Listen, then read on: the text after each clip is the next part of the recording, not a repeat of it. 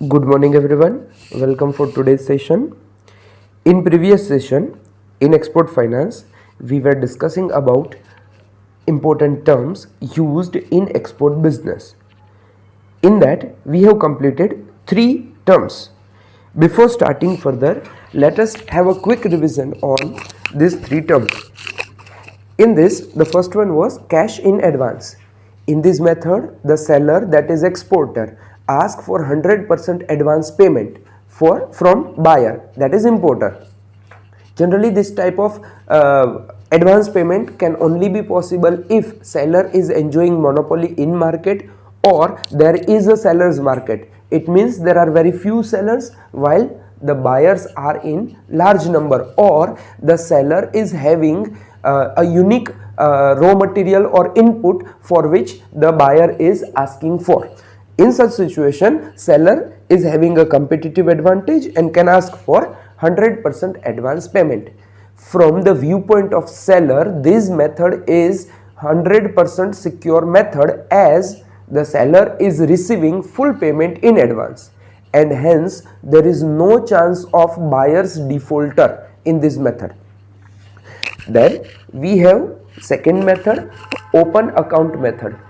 In this method, seller sells the goods to buyer on credit basis but do not keep any documentary backup or do not ask for any documentary support on which he can ask payment in future. Generally, this type of method is used when the buyer and seller has good amount of good and long relationship with each other. Generally, this method is also used when the goods from one country sold to a company situated in another country, and the company is the sister concern company, that is subsidiary of the same company. So when it is intercompany transaction between two countries, or where the buyer and seller both are known to each other and having a long term and good relationship with each other. However, in this method, the exporter is at highest risk, as there is no documentary evidence, there is no documentary support, and hence if in case buyer become defaulter, then the exporter, the seller, has to lose all his money. And then we have third one is consignment sell. In this method, the seller send the goods, not sell but send the goods to the agent or broker situated in foreign country. Then the broker arrange for selling of goods, and after selling goods he pay the amount to exporter. In this method, if the agent or broker becomes defaulter, then all the loss should be bared by exporter, and hence this method is also riskiest method from the viewpoint of seller. So till this point we have completed in last session. Now the next is document against payment. As the name itself defines that the buyer will get the documents until and unless he makes payment. In this method, the exporter send the goods, export the goods to buyer, but do not send any documents along with the goods. Rather than he appoints a bank or send the documents through bank on the collection basis. The seller's bank, that is exporter's bank, send this document to importer's bank and instruct the importer's bank to collect payment. If the importer's bank make payment, then and then only the documents are handed over to importer.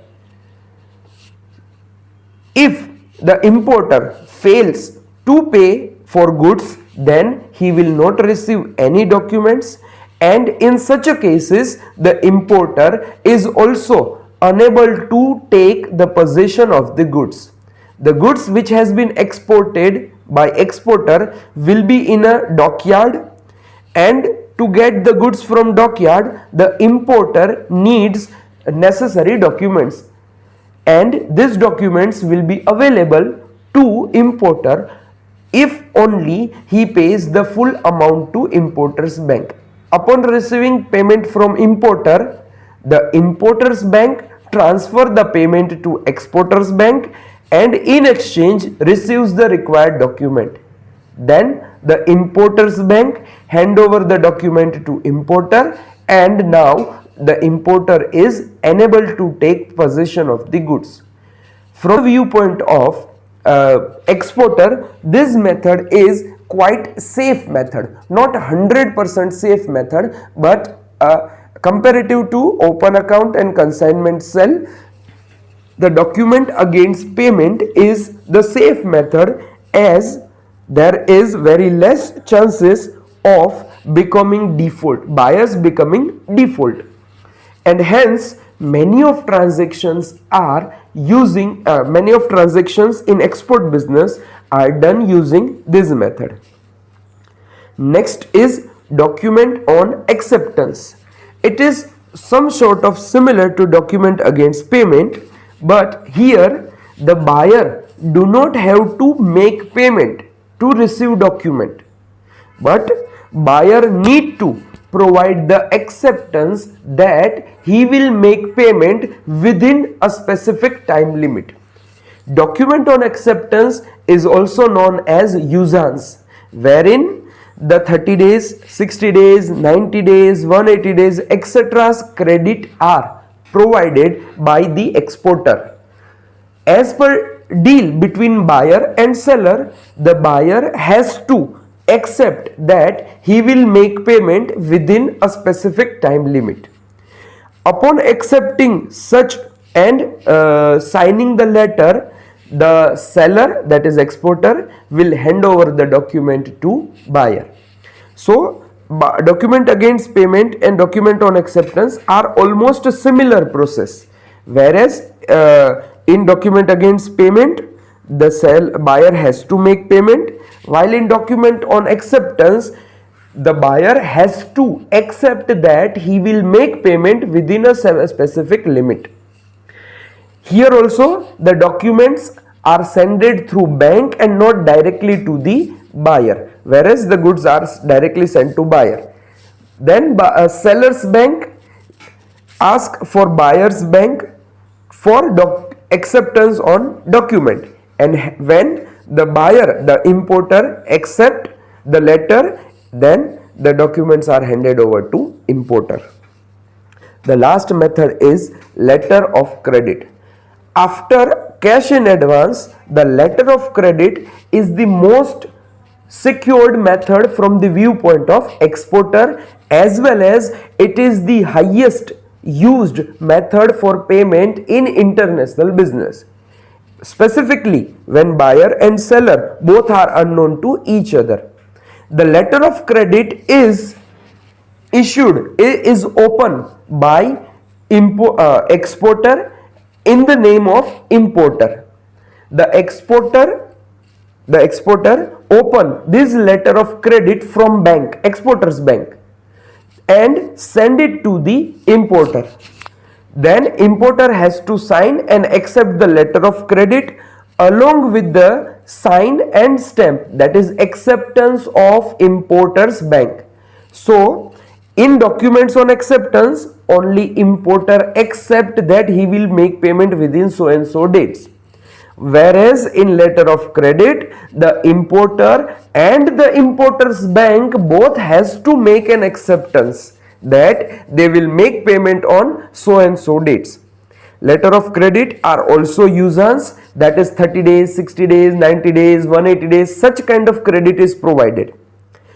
If in case buyer, that is importer, is failed to make payment on specific date, then the importer's bank is liable to make payment to exporter, and hence there is very negligible chance that the exporter will not receive the payment.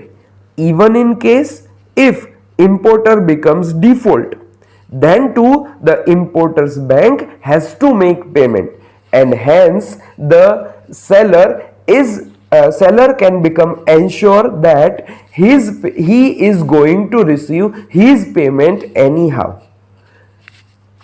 and hence this method is used majorly in export business when the credit is provided by exporter. So that is all about the various payment terms used in international business. Have a nice day. Goodbye.